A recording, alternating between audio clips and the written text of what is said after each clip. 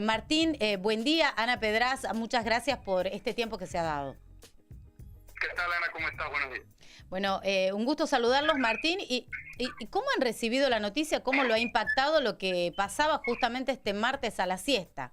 Nos enteramos por medios nacionales esta decisión.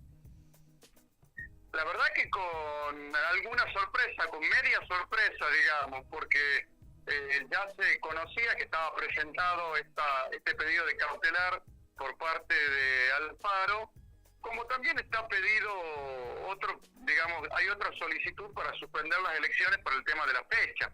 Claro. Entonces uno entendía que la Corte tenía que resolver antes de las elecciones. Pero usted... Lo que me sorprendió, Ana, sí, es que resolvió muy cerca de las elecciones. Claro, Eso 5 es lo más días antes. sorpresivo. Exacto.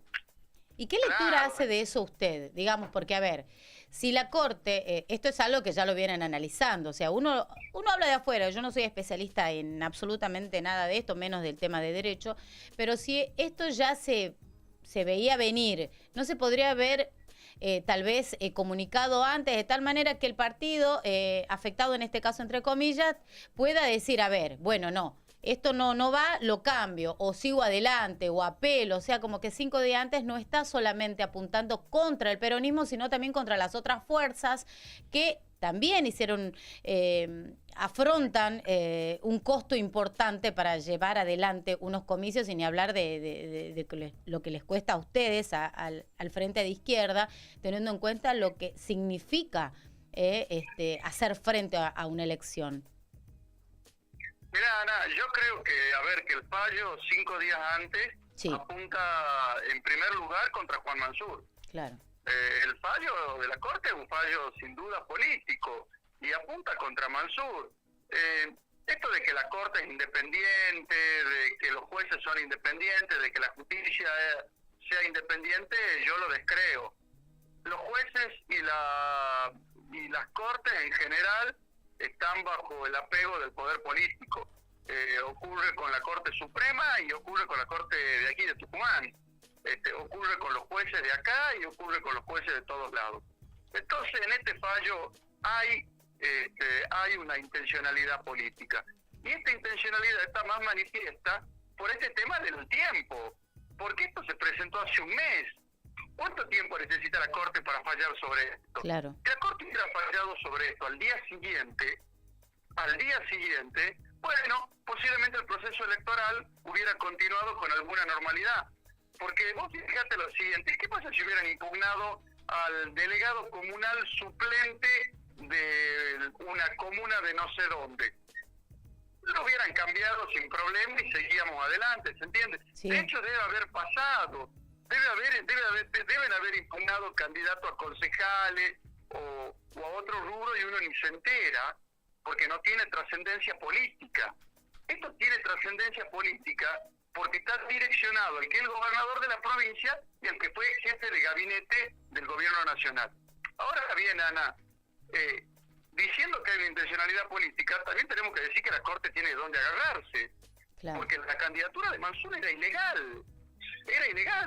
Nosotros entendemos que la candidatura era ilegal y eso sale perfectamente de la Constitución tucumana.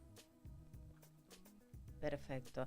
Y usted, Martín, acá nos decía, este fallo es político, apunta contra Juan Mansur, pero la Corte tiene de dónde agarrarse. ¿Qué se espera ahora? Ustedes que, a ver, uno dice lo ven de afuera porque no forman parte de las dos fuerzas que están involucradas en esto, el que denunció y el que ahora se vio perjudicado, entre comillas, pero de algún modo ustedes también están llevando adelante una campaña en su fuerza.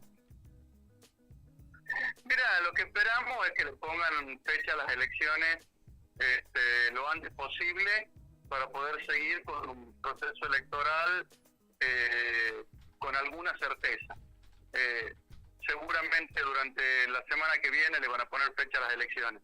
Pero en realidad lo que uno esperaría a más largo plazo, Ana, es que podamos tener una elección sin acople en la provincia.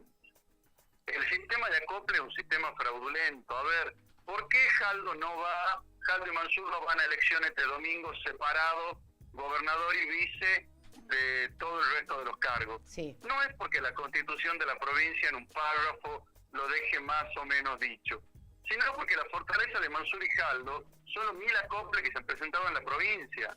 Esos 1000 acoples le juntan votos para ellos, porque ninguno, o el 99% de esos 1000 acoples que se presentaron, saben que no van a ganar. Solamente se presentaron para juntarle votos a Jaldo y a Mansur. Entonces esa es la fortaleza de esa lista. Por supuesto que Juntos por el Cambio también lo utiliza, los acoples, ¿no? Es decir, espero que en algún momento en esta provincia podamos tener una elección sin acople, que nosotros pensamos que es un sistema fraudulento. Eso es lo que espero a más largo plazo. Martín, en el marco de las repercusiones, o sea, uno miraba a Buenos Aires ayer a la siesta, a la tarde, para ver qué iba a pasar, mientras se sabía que después de las 6 de la tarde, o por lo menos tarde-noche, íbamos a saber qué iba a pasar, si se votaba o no para las otras categorías. Un periodista, Eduardo Feynman, conocido, decía en su programa: a mí me dijeron que el presidente de la Corte recibió un llamado y le dijeron, frena todo. A todo esto otro periodista en ese momento dijo, pero 5 días antes no podrían. Es la misma mirada que tienen en Buenos Aires. ¿Usted qué piensa al respecto? Mira, Ana, son todas especulaciones. Yo creo que esto es una cosa que ya se veía venir. Sí. Me cuesta creer que el gobierno no haya sabido que esto se venía. De hecho, había rumores aquí en la provincia de que podían suspender las elecciones, ya sea por esta situación, sí, o ya sea por la fecha. Por la fecha. Los más sorprendidos somos los que no estamos en el gobierno. Claro. Pero yo creo que ellos más o menos veían venir este fallo. No creo que hayan estado tan desinformados.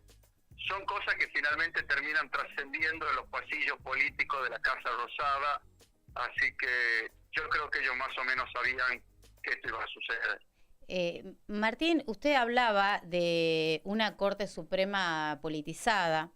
Tomo algún fragmento de esta charla. ¿Hay algún temor de que este papel de la Corte pueda seguir ejerciéndose en otros tiempos políticos, o si hablamos de la Corte Suprema de Justicia de la Nación en las provincias? Sí, por supuesto, claro que sí. Claro que la Corte va a seguir ejerciendo esto. La Corte Nacional y las Cortes Provinciales. Ahora, vos no te olvides que acá un juez denunció una apretada de parte de el presidente de la Corte Provincial. Tenía un audio, lo hizo escuchar al audio. ¿Y qué le pasó al juez que denunció al presidente de la Corte Provincial? Lo terminaron corriendo a él. Es decir, es el mundo del revés, ¿se entiende? Alguien denuncia un hecho ilícito y el que termina siendo expulsado es el que denunció el hecho ilícito. Esto porque las cortes funcionan a la par del poder político. Entonces, sí puede pasar que después, en algún momento, se vuelvan a meter en asuntos que no le corresponden. Nosotros tenemos una posición muy clara sobre esto. Los jueces de la Corte deberían ser electos. ¿Por qué no pueden ser electos? En otros países ocurre.